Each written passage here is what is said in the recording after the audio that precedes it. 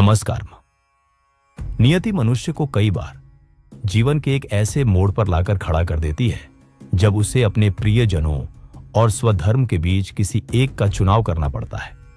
हमारे इतिहास ग्रंथों, विशेषकर महाभारत में धर्म को केवल शब्दों से नहीं बल्कि चरित्रों के जीवन मंथन से दर्शाया गया है।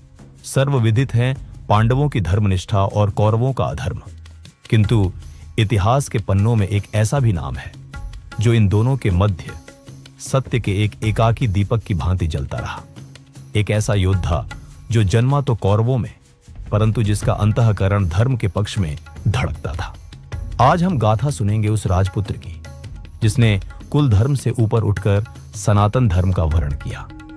वह नाम है युयुत्सु। हमारी गाथा का आरंभ महाभारत के आदि पर्व से होता है। हस्तिनापुर के महाराज धृतराष्ट्र पुत्र प्राप्ति के लिए आतुर थे, किंतु महारानी गांधारी के गर्भ धारण करने के उपरांत भी जब एक लंबा काल व्यतीत हो गया तब राजा ने एक वैश्य वर्ण की दासी द्वारा एक पुत्र प्राप्त किया। यही पुत्र आगे चलकर युयुत्सु कहलाया। उनके नाम का अर्थ था युद्ध की इच्छा रखने वाला, परंतु विधाता ने उनके भाग्य में शस्त्रों का नहीं अपितु अंतरात्मा का युद्ध लिखा था। भले ही वे दुर्योधन के ज्येष्ठ भ्राता थे, किंतु अपनी माता के वर्ण के कारण उन्हें वह स्थान कभी प्राप्त न हुआ जो गांधारी के पुत्रों को मिला। युयुत्सु राजभवन में ही पले बढ़े व अपने भाइयों की भांति वही शिक्षा पाई, किंतु कुरुवंश के अंग होते हुए भी एक बाहरी व्यक्ति की तरह रहे। उन्होंने राजकुमारों के ऐश्वर्य को भी देखा और महल की परिधि पर खड़े एक सेवक के दृष्टिकोण को भी समझा। इसी अनुभव ने उन्हें वह विवेक प्रदान किया जो उनके अन्य भ्राताओं के पास नहीं था। जैसे जैसे वह बड़े हुए, युयुत्सु ने अपने भ्राता दुर्योधन को पांडवों के प्रति किए प्रत्येक कुकृत्य को देखा व समझा। वे पांडवों के प्रति हुए हर अन्याय से व्यथित किंतु मौन थे। उनके धैर्य की अंतिम परीक्षा हस्तिनापुर की भरी उस राजसभा में हुई जिसका वर्णन सभा पर्व करता है। जब पांडवों को द्यूत क्रीड़ा में छल से पराजित कर उनका राज्य पाट छीन लिया गया व कुलवधू द्रौपदी को भरी सभा में निर्वस्त्र करने का प्रयास हुआ, तब महामहिम भीष्म, गुरु द्रोण और महामंत्री विदुर जैसे महारथी व ज्ञानी भी अपने निजी धर्म से बंधे शीश झुकाकर मौन बैठे थे। उस दौरान कुरुवंश के दो युवाओं ने इस अधर्म के विरुद्ध अपना स्वर ऊंचा किया। एक थे दुर्योधन के अनुज भ्राता विकर्ण और दूसरे थे युयुत्सु। युयुत्सु ने भरी सभा में उस कृत्य को अधर्म कहकर पुकारा। उन्होंने अपने पिता धृतराष्ट्र और भ्राता दुर्योधन को समझाने का प्रयास किया कि यह पाप समस्त कुरुवंश का नाश कर देगा, परंतु सत्ता के मद में चूर किसी ने उनकी नहीं सुनी। यह वह क्षण था जब युयुत्सु ने समझ लिया कि जिस कुल में उनका जन्म हुआ वह अधर्म व सर्वविनाश की ओर बढ़ चुका है। अंततः युद्ध की घड़ी आ ही गई। भीष्म पर्व उस निर्णायक क्षण का साक्षी है जब दोनों सेनाएं व्यूह रचना कर रणभूमि में खड़ी थी। तब युद्ध आरंभ होने से ठीक पूर्व धर्मराज युधिष्ठिर ने एक अभूतपूर्व घोषणा की। वे अपने रथ से उतरे और कौरव सेना की ओर मुख कर कहा, जो कोई धर्म को हमारे पक्ष में मानता है वह अभी भी हमारा साथ दे सकता है। हम उसका स्वागत करेंगे। यह एक धर्म आह्वान था।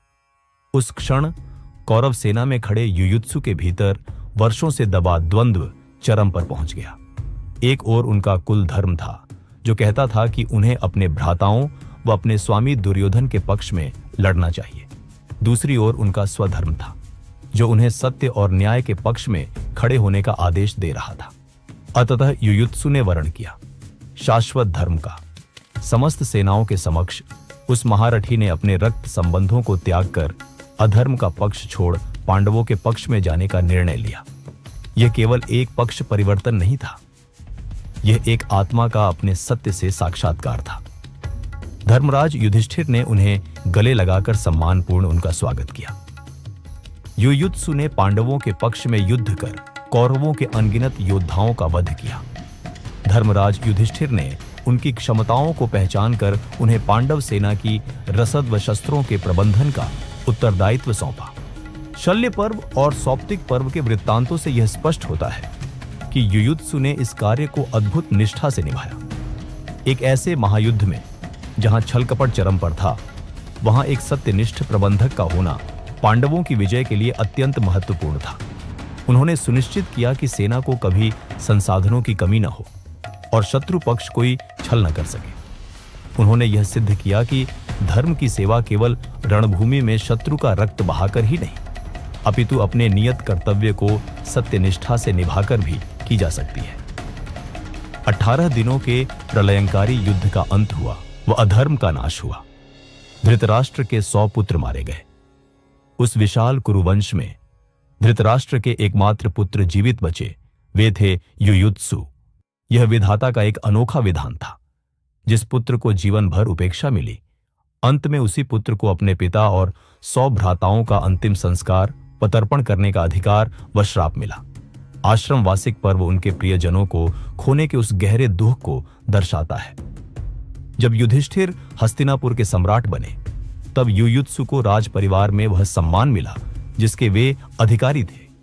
वे एक प्रबुद्ध मंत्री और युधिष्ठिर के विश्वास पात्र बने। और यही नहीं, महाप्रस्थानिक पर्व के अनुसार जब पांडवों ने स्वर्गारोहण के लिए राज्य का त्याग किया, तब उन्होंने हस्तिनापुर का राजपाट अपने पौत्र परीक्षित को सौंपा और उस युवा सम्राट का संरक्षक युयुत्सु को ही नियुक्त किया गया। युयुत्सु की गाथा कोई साधारण गाथा नहीं है। यह हमें उस सत्य का बोध कराती है कि जब धर्म और कुल के मध्य किसी एक का चयन करना हो, तो निष्ठा सदैव धर्म के प्रति होनी चाहिए। युयुत्सु के जीवन की गाथा हमें स्मरण दिलाती है कि धर्म का मार्ग एकाकी हो सकता है, कठिन हो सकता है, परंतु अंततः वही एकमात्र श्रेयस्कर मार्ग है। हरि ओम तत्सत।